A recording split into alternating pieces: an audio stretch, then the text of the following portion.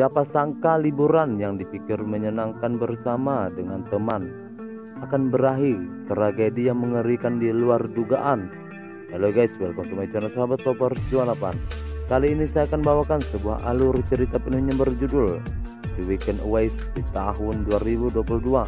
Tanpa lama-lama langsung saja masuk alur ceritanya.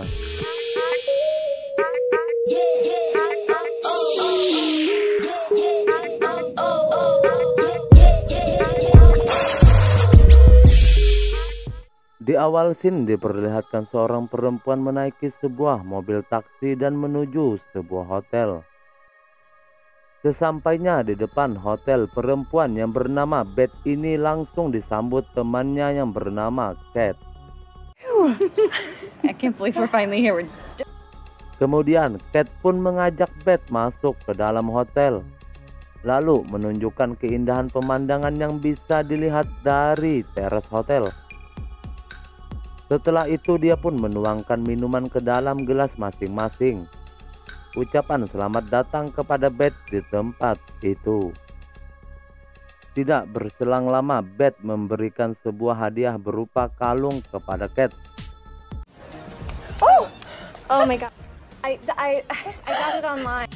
Di malam harinya, Cat mengajak Beth ke sebuah tempat dugem terdekat. Kemudian sang suami yang saat itu sedang PC dengan Beth mengingatkan Beth untuk jangan sampai terlalu banyak minum. Lalu mereka berdua pun keluar dari hotel itu. Saat turun dari tangga hotel, mereka bertemu dengan penjaga hotel yang bernama Sebastian.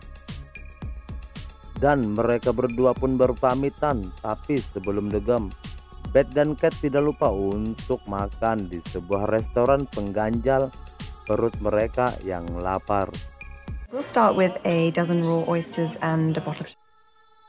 Lalu saat mereka selesai makan di restoran itu, Cat mengajak Beth melanjutkan pestanya ke sebuah tempat dugem terdekat di kota itu.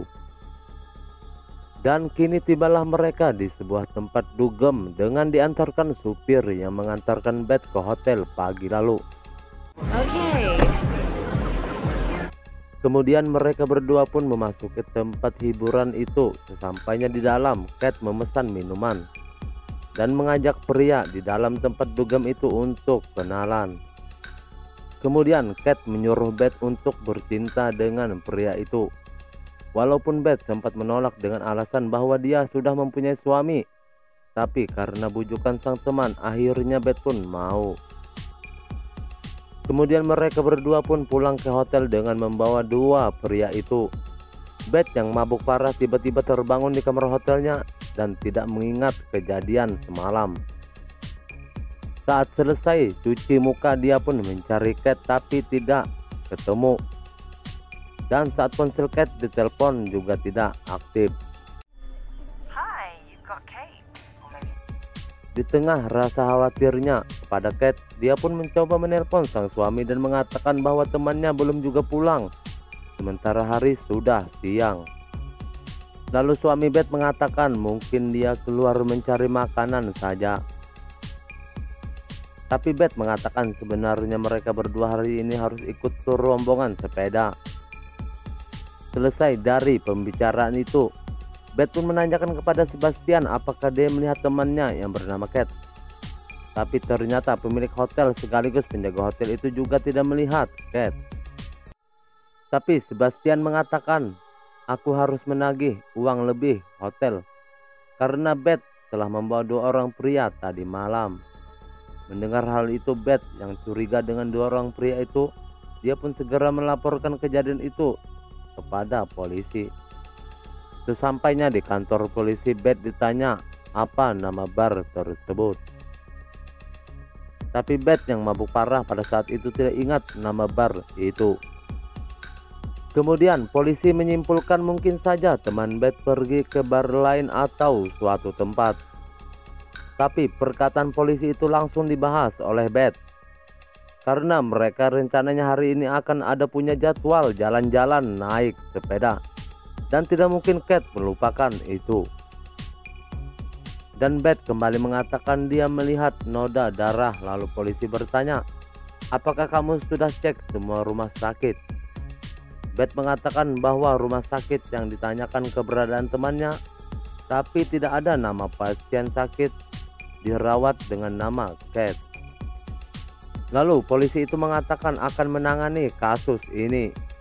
Tapi untuk sementara Kate belum bisa dilaporkan sebagai orang hilang karena belum 24 jam. Sepulang dari kantor, Beth langsung telepon Jen dan menanyakan bar tempat dia berkunjung tadi malam bersama Kate. Dan tentu saja Jen tahu nama bar itu karena dia sudah lama menjadi supir taksi di kota ini. Lalu Jen pun membawa Beth ke bar yang dia kunjungi tadi malam. Karena bahasa yang berbeda membuat Beth susah komunikasi dengan pelayan bar. Tapi tidak lama kemudian Jen datang dan bicara dengan pelayan itu. Dan kini Beth pun menemukan jawaban bahwa dua orang pria tadi malam adalah seorang pengawal. Walaupun Beth tidak menyewa mereka, tapi mungkin saja Kate yang menyewa mereka berdua. Setelah mengetahui nama dua orang pria itu, Matteo dan Luca, Jen pun segera mengantar Beth pulang. Di malam harinya Beth kembali menelpon sang suami, di mana suami Beth menanyakan tentang Kate yang entah berada di mana saat ini. Suami Beth pun memutuskan untuk menjemput Beth besok pagi dan pulang bersama dengannya. Tapi Beth menolak hal itu dan mengatakan tidak akan pulang sampai dia berhasil menemukan Kate. Dan besok pagi pun tiba, Beth yang terbangun langsung mengambil handphone dan mengajak Jen bertemu di sebuah tempat restoran di alam terbuka. Lalu tidak berselang waktu lama muncul dua orang pria yang waktu itu bersama Beth dan juga Kate. Melihat Beth, dua orang pria itu pun berlarian dan rupanya Jen yang mengajak mereka berdua bertemu. Sementara mereka berdua tidak mengetahui kalau Jen bersama dengan Kate. Kemudian saat salah satu seorang dari pria itu berhasil ditangkap oleh Jen, dia mengatakan tidak tahu di mana Kate saat ini. Dan mereka berdua cuma disewa oleh Kate menemaninya malam itu. Di mana dalam pengakuannya dua orang pria itu pergi sekitar jam 3 pagi dan membawa sebuah tas milik Kate. Kemudian pria yang diancam oleh Jen ini pun berjanji akan mengambilkan tas milik Kate yang mereka gadaikan demi membeli sebuah minuman.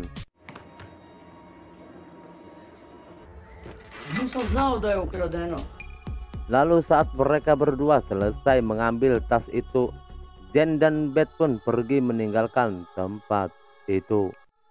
Kemudian Jen mengantarkan Beth di depan kantor polisi.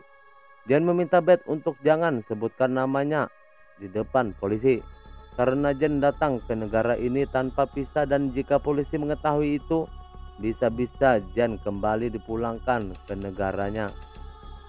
Lalu saat Beth di dalam kantor polisi itu, dia pun membawa barang bukti berupa tas milik Kate. Kemudian dia mengatakan kepada polisi wanita ini kalau dia sudah membuat laporan tempo lalu kepada rekannya. Tapi ternyata polisi pria itu tidak menanggapi laporannya dan dia menyangka bahwa Beth dan Kate cuma kebanyakan memakai narkoba saja, sehingga tidak menanggapi serius laporan oleh Beth. Lalu wanita itu pun meminta rekannya untuk mencatat laporan orang hilang. Singkat cerita, saat Beth tiba di penginapan itu, dia diminta keluar dari penginapan tersebut dan membawa barang-barangnya karena waktu menginap Beth sudah hampir selesai. Lalu penjaga hotel itu menanyakan apakah Kate sudah ditemukan. Kemudian Beth mengatakan bahwa Kate belum juga ditemukan sampai saat ini. Kemudian pemilik sekaligus penjaga hotel yang kasihan pun menyuruh Beth untuk tinggal di kamarnya saja yang tidak terpakai secara gratis sampai Kate ditemukan. Lalu di malam harinya, saat Beth dan Jen ingin keluar dan mencari Kate kembali, tiba-tiba suaminya sudah ada di depan hotel. Melihat suaminya datang, Beth dan Jen pun membatalkan niatnya mencari temannya yang hilang. Dan Jen pun berpamitan pulang. Bye. Lalu suami Beth pun bertanya siapa dia. Beth mengatakan dia yang mengantarkan kami berdua malam itu ke sebuah bar. Kemudian suami Beth yang khawatir pun memarahi Beth. Dan ditakutkannya Jen juga terlibat dengan hilangnya Kate. Tidak berselang waktu lama, Beth mendapat telepon bahwa Kate sudah ditemukan, dan saat mereka berdua tiba di kamar mayat rumah sakit, benar saja Kate sudah tewas. Para polisi menemukan Kate di dekat pantai dengan kondisi sudah tak bernyawa lagi. Lalu saat mereka berbincang-bincang, Beth menanyakan kepada dokter apakah temannya mati dibunuh. Tapi dokter dan pihak rumah sakit belum bisa memastikan karena hasil otopsi belum keluar. Di keesokan paginya, Beth yang terbangun dari tidurnya mendapati suaminya yang lagi duduk di kasur dengan wajah yang sedih. Ternyata suami Beth merasa menyesal karena menganggap Kate semasa hidupnya orang yang mengesalkan. Tidak lama kemudian, Beth dijemput oleh pihak rumah sakit dan hasil otopsi Kate sebelum meninggal mengalami pelecehan seksual. Setelah di kamar mayat, Beth meminta Rob untuk memberinya waktu berdua dengan mayat itu. Ternyata Beth mencoba membuka handphone milik Kate dengan sensor wajah Kate. Dan betapa terkejutnya Beth saat mengetahui isi pesan di HP Kate bahwa suaminya Rob bertemu dengan Kate sebelum dia meninggal. Lalu tiba-tiba, Is everything okay? Yeah. untung saja Rob tidak membuka HP milik Kate yang Beth jatuhkan saat terkejut dipanggil oleh Rob. Kemudian saat Beth diinterogasi oleh polisi, pihak polisi sangat menyayangkan kenapa Beth tidak memberitahu mereka bahwa Kate seorang pecandu narkoboy. Kemudian Beth mengatakan jika dia memberitahu polisi bahwa Kate seorang pecandu, yang ditakutkannya pihak polisi akan menghentikan pencariannya terhadap Kate. Dan kini polisi pun mulai menjadikan Beth tersangka karena menutupi bahwa Kate seorang pecandu.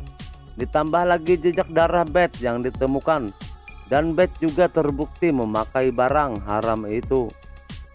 Selesai dari interogasi itu, Beth pun diantar pulang oleh pihak detektif atau polisi. Sesampainya di kamar penginapan, Beth langsung menelpon Jay dan marah kepadanya. Karena Jay yang merupakan mantan Kate tidak memberitahu bahwa suaminya pernah selingkuh dengan sahabatnya yaitu Kate. Wow. Kemudian di malam harinya, Beth yang kesal dan marah tidak bisa menahan emosinya dan langsung menelpon suaminya yang sudah pulang ke rumah mereka. Lalu Beth mengatakan, "Kenapa kamu selingkuh dengan temanku?" Dan Rob hanya diam saja. Kemudian Beth menambahkan, "Aku tidak bisa pulang karena polisi menyita pasporku dan menjadikan aku sebagai tersangka atas kematian Kate." I'm so sorry. Di keesokan paginya, Beth dijemput oleh pihak polisi yang membawa surat penahanan terhadap Beth. Sesampainya di kantor polisi, mereka menunjukkan foto Beth saat bersama dengan Jen. Ternyata Jen dengan nama asli Zakaria, dia adalah seorang geng Albania dan merupakan kelompok perdagangan manusia. Dan semuanya terasa lebih cocok menjadikan Beth tersangka utama. Entah dari mana polisi mengetahui bahwa suami Beth pernah selingkuh dengan Kate. Dan motif pembunuhan ini karena Beth kecewa dengan temannya dan menyewa Jen untuk menghabisi Kate. Walaupun Beth mengelak hal itu, tapi semuanya terasa masuk akal. Oleh karena Beth yang sakit hati karena perbuatan temannya. Di tengah tekanan, Beth pun meminta pengacara untuk kasusnya ini. Karena dia merasa tidak bersalah sama sekali dan hanya dijadikan kambing hitam saja. Lalu saat Beth pulang ke hotel dan dia sangat terkejut karena Jen sudah berada di kamarnya. Kemudian Beth pun menanyakan apa yang membuat Jen datang ke tempat ini. ternyata Jen menjelaskan bahwa dirinya tidak terlibat geng Albania. Dan dia saat itu cuma menyelamatkan anak kepala geng itu saja dari pecahan peluru. Dan intinya Jen sama sekali tidak terlibat perdagangan manusia dan kelompok dari geng yang dikatakan oleh polisi tadi.